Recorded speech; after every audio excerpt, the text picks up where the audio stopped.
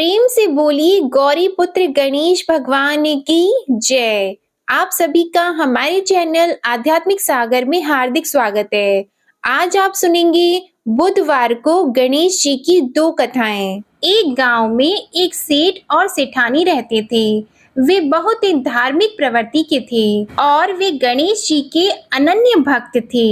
वे दोनों बिना चूके हर बुधवार को गणेश जी का व्रत रखते थे और शाम को ब्राह्मणों को भोजन कराने के बाद अपना व्रत खोलते थे। सेठ जी का काफी बड़ा परिवार था। वे सब आपस में बड़े प्यार और भाईचारे से रहते थे, लेकिन सेठानी और सेठ की कोई संतान नहीं थी। इस विषय पर परिवार और गांव के लोग आपस में बहुत बातें किया करते थे। सभी लोग सेठानी को बांझ बुलाते थे। ये सभी बातें सुनकर सेठ और सेठानी बहुत दुखी होते थे। एक बुधवार के दिन सेठ और सेठानी भगवान गणेश जी की पूजा संपन्न करा के मंदिर से बाहर आ रहे थे। तभी उन्हें सीढ़ियों पर एक छोटा सा बच्चा अकेले बैठा हुआ दिखा। बालक को देखते ही दोनों उसके पास गए और पूछा कि तुम्हारे माता पिता कहाँ हैं? लेकिन बच्चे ने अभी तक ठीक से बोलना नहीं सीखा था, इसलिए वह बोल ही नहीं पाया। पर दोनों सेठ और सेठानी बच्चे के पास शाम तक बैठे रहे। तब तक पंडित जी और सेठ जी और उनके नौकरों ने आसपास जाकर बच्चे के माता पिता को खोजने की कोशिश की, लेकिन उन्हें बच्चे के माता पिता या बच्चे खोने की कोई खबर ही ना मिली। फिर पंडित जी ने सेठ और सेठानी को वह बच्चा अपने घर ले जाने के लिए कह दिया। साथ में ये भी कहा कि अगर बच्चे के माता पिता यहाँ पर आते हैं तो मैं स्वयं उन्हें आपके पास ले आऊंगा। तब सेठ और सेठानी की खुशी का ठिकाना नहीं रहा। वे दोनों खुशी खुशी उस नन्हे बालक को अपने साथ घर लेके गए। सेठानी ने बच्चे का नाम अपने आराध्य भगवान श्री गणेश जी के नाम पर गणेश रख दिया और बड़े ही प्यार और दुलार से उसका पालन और पोषण करने लगे। कुछ दिनों के बाद उसी गांव में एक ठग पति पत्नी आए। उनका इरादा गांव के सबसे अमीर आदमी को ठगने का था। वे दोनों ठग गणेश मंदिर की सीढ़ियों पर बैठकर सोच विचार कर रहे थे। तभी वहां पर पंडित जी आ गए और गांव में अनजान लोगों के दिखते ही उनसे पूछा कि क्या आपका बच्चा खो गया है? दोनों चोरी चकारी के लिए बहाना ढूंढ रहे थे, इसलिए उन दोनों ने तुरंत ही हाँ कह दिया। तब पंडित जी ने कहा कि चिंता की कोई बात नहीं है, आपका बच्चा एक सेठ जी के घर पर पल रहा है। पंडित जी उन दोनों ठग को सेठ जी के घर पर ले गए। गणेश के माता पिता आ गए हैं, यह खबर सुनकर सेठ और सेठानी बहुत दुखी हुए। सेठ जी ने उन दोनों पति और पत्नी को एक रात के लिए अपने अतिथि गृह में ठहराया। अब वह दोनों ठग सिर्फ मौके की फिराक में ही थे। उसी रात सभी लोग सो जाने के बाद वे ठग एक एक करके सभी कमरों की तलाशी करने लगे। फिर वे दोनों तिजोरी वाले कमरे में पहुंच गए। छानबीन के वक्त होने वाली छोटी मोटी आवाजों से सेठ जी का एक नौकर जग गया और आवाज की दिशा में तिजोरी वाले कमरे के नजदीक आ गया। उसने चुपके से अंदर जब झांक कर देखा तो दोनों ही मेहमान कीमती सामान चुरा रहे थे। नौकर ने ये देखते ही धीरे से उस कमरे के बाहर की कुंडी लगा दी और चोर चोर बोलकर पूरे घर में हल्ला मचा दिया। शोरगुल की आवाज सुनते ही घर के सभी लोग इकट्ठा हो गए। तब सेठ जी ने उन दोनों चोर पति पत्नी को कमरे से बाहर निकाला और सुबह ही पंचायत में हाजिर कर दिया। सेठ जी ने सरपंच जी को पूरा मसला बताया और कहा कि ये दोनों तो चोर हैं, अब हम पुत्र गणेश को इन दोनों को नहीं देंगे। लेकिन वे दोनों ठग पति पत्नी अपनी जिद पर ही अड़ गए और बच्चे को ले जाने की जिद करने लगे। सरपंच जी ने इस गंभीर समस्या का एक तोड़ निकाला। उन्होंने सेठानी और दूसरी औरत को गणेश जी के सामने खड़ा कर दिया और कहा, जिसके भी आंचल से दूध की धार गणेश के मुंह में जाएगी, वह बालक गणेश उसके पास ही रहेगा। फिर वे दोनों अपने अपने आंचल मुंह के सामने फैलाकर खड़ी हो गईं। सेठानी जी मन ही मन भगवान गणेश के नाम का जप कर रही थी। देखते ही देखते गणेश भगवान की कृपा से सेठानी की आंचल से दूध की एक धार गणेश जी के मुंह में गिरी और इस तरह बालक गणेश सेठ और सेठानी के साथ हमेशा के लिए रहने लगा। बोलिए गणेश जी भगवान की जय। अब आप सुनिए भगवान गणेश की ये दूसरी कथा। बहुत समय पहले की बात है। एक दिन गणेश जी धरती पर सैर कर रहे थे।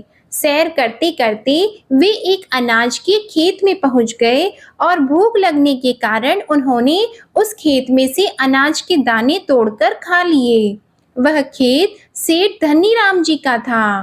कुछ समय बाद गणेश जी को अपने किए पर पछतावा होने लगा, क्योंकि उन्होंने सेठ जी को बिना पूछे ही उस खेत से अनाज चुरा लिया था।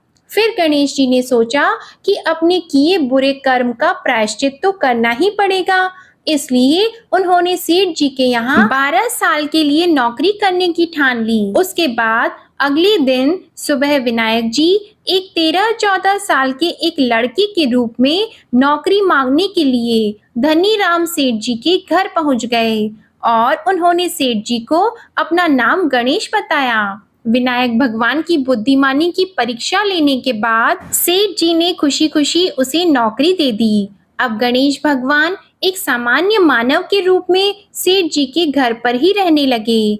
एक दिन सेठ जी की पत्नी शाम के समय घर का काम खत्म करने के बाद राख से हाथ धोने जा रही थी। यह देखकर गणेश जी ने सेठानी जी के हाथ पकड़कर जबरदस्ती मिट्टी से हाथ धुलवा दिए। गणेश जी की इस हरकत से सेठानी जी बहुत गुस्सा हुई और उन्होंने सेठ जी के कमरे में जाकर गणेश की शिकायत कर दी। सेठानी की सब बातें सुनने के बाद सेठ धनीराम ने गणेश को बुलाया और इस हरकत का कारण पूछा। तब गणेश जी बोले कि सेठानी शाम के समय राख से हाथ धो रही थी और ऐसा करने से घर की लक्ष्मी नाराज होती है, इसलिए मैंने उनके हाथ मिट्टी से धुलवा दिए। इससे घर पर माता लक्ष्मी की कृपा बनी रहेगी। यह सब सुनकर सेठ जी ने सोचा कि गणेश जी की सोच तो बहुत अच्छी है। इसके कुछ दिनों के बाद कुंभ मेले का शुभ अवसर आया। तब सेठ जी ने गणेश को बुलाया और कहा कि सेठानी जी को कुंभ मेले में स्नान करा लाओ। तब सेठानी और गणेश स्नान के लिए मेले में पहुंचे। वहां पहुंचने के बाद सेठानी जी नदी के किनारे बैठकर नहाने लगी। उन्हें ऐसा करते देखकर गणेश दौड़कर आए और सेठानी जी के दोनों हाथ पकड़कर उन्हें नदी के अंदर लेकर गए, उनसे पानी में डुबकी लगवाई और फिर किनारे पर ले आए। अब गणेश की इस हरकत से तो सेठानी को बहुत गुस्सा आया। सेठानी जी घर आते आते पूरे रास्ते गणेश को ताने मारने लगी, लेकिन गणेश भगवान सब कुछ शांति से सुन रहे थे। घर आते ही सेठानी ने सेठ जी के पास फिर से खड़े होकर शिकायत की। तब सेठ जी ने फिर से गणेश को बुलाया और पूछा कि तुमने ऐसा क्यों किया। गणेश जी बोले, सेठ जी सेठानी जी नदी के किनारे बैठकर गंदे पानी से नहा रही थी, तो मैंने उन्हें नदी में ले जाकर साफ पानी में डुबकी लगवाई। ऐसा करने से उन्हें अगले जन्म में बहुत बड़ा राजपाट और वैभव मिलेगा। सेठ जी ने सोचा कि गणेश के विचार तो बहुत अच्छे हैं, मेरे परिवार का भला सोचता है। कुछ दिनों के बाद सेठ जी के घर पर पूजा थी। पंडित जी आने के बाद में सेठ जी ने गणेश से कहा, जाओ और सेठानी को बुला कर लाओ। सेठ जी के आज्ञा के अनुसार गणेश जी सेठानी को बुलाने गए। उस वक्त सेठानी काली चुन्नी ओढ़कर कमरे से बाहर आ रही थी। वह देखते ही गणेश जी वह काली चुन्नी उतारकर फाड़ दिए और कहा कि पूजा के लिए लाल रंग की चुन्नी ओढ़कर आओ। अब सेठानी जी गणेश जी पर बहुत नाराज हुई और उन पर चिल्लाने लगी। इस आवाज को सुनकर सेठ जी वहां पर भागते हुए आए और पूछा कि क्या हुआ। तब सेठानी ने बोला कि गणेश ने मेरी चुन्नी फाड़ दी। फिर सेठ जी ने भी गणेश को बहुत डांटा। जवाब में गणेश जी ने कहा कि सेठ जी पूजा में कभी भी काला वस्त्र नहीं पहनते, इससे शुभ काम सफल नहीं होते, इसलिए मैंने ऐसा किया।